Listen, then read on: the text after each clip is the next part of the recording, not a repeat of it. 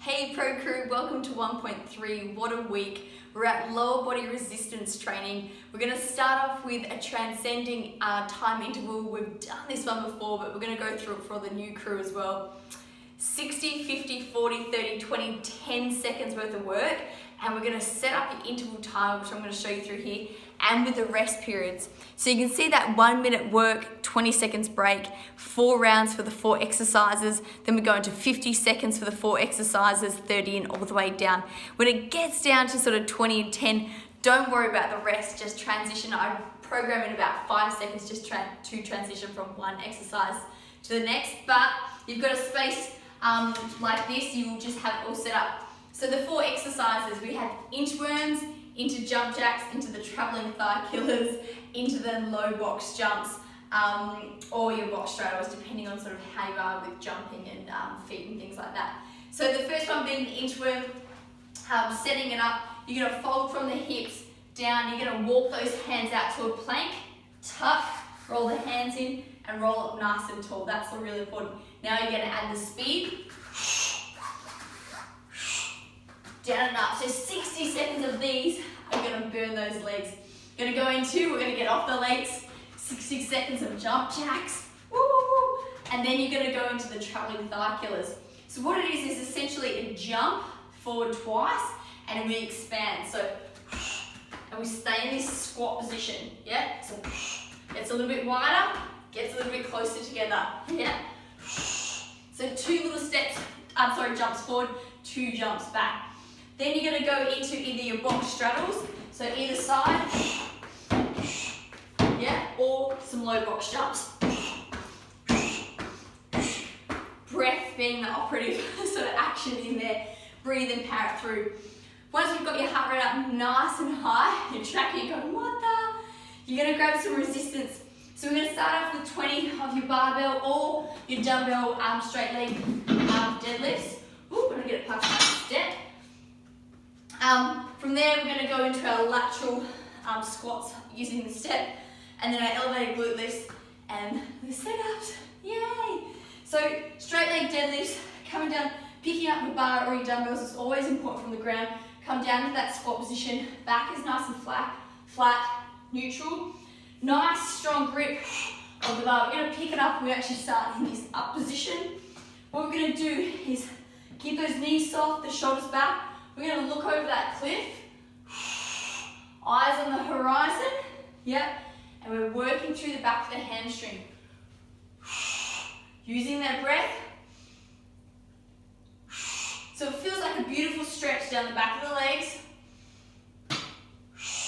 And the big technique there is a lot of people want to put it into a squat. So they come over and then dip down, yeah? Different to the deadlift where we start in the bottom phase and come to the top. We're coming from the top. We're lifting through the glutes at the back.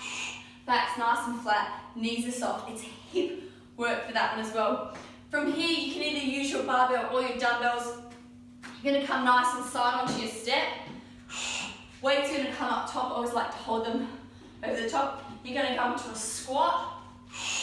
And then you're going to press through that left heel, which is on the bench. Still squatting at the back. This is just going to allow us to get into a little bit deeper position with the squat. So 10 right, 10 left. Here, we're going to go into those glute lifts. We're going to get those dumbbells up on those hips, elevated position. We're going to squeeze up through your butt. Woo. And then exhale. Don't let it dip too far, to the ground. Keep it off the ground. A big squeeze up. I always think, don't make me touch your butt. You've got to feel it coming on. From here, just drop out one of the dumbbells. We're going to do a dumbbell sit-up, straight up. Yeah, so push the dumbbell to the roof. Keep those feet on top of the bench. Try the best you can to keep those arms as straight as possible, and you feel that really quickly. Woo. All right, we've got a bit of a cardio one. We've got 5 rounds, 200 skips. Yeah. Or 2 times 50 meter loop runs. Gonna put in a little bit of chest commando through here with a plank. So you're just gonna come down for commando, plank jack. Change opposite arms, plank jack. So with the commando, we're working through the chest, all the core stabilizers. Make sure that hand comes back underneath the shoulder. Plank jack, and back down. Do this for 10. Back up, 200 skips. Get that heart rate up nice and high. We're going to finish off with your 5 hydrants. Woohoo! Some of these isolated activating moves that really help out our hips, our glutes. We're going to come to that nice tabletop position. This is where if you have a resistant band used around the knees, we're actually going to squeeze out the hip. Call it a fire hydrant because it's like you're a dog peeing on a fire hydrant. So nice and controlled movements, not swaying or rocking the hip. Lifting the leg right out to the side. So 15 right, 15 left, and then rolling it over to these beautiful swimmer kicks. So to get a little bit more, point the toes and actually bring the neck up, looking at the legs. You can do little kicks, and it's really going to work into that lower back. Starts curving off the back too much, you need to take your swimmers a little bit higher. You can actually relax the neck as well, but remember, watch that lower back. And then that is it, 1.3, and your week is done. Make sure you hit Saturday and get a 5K run in.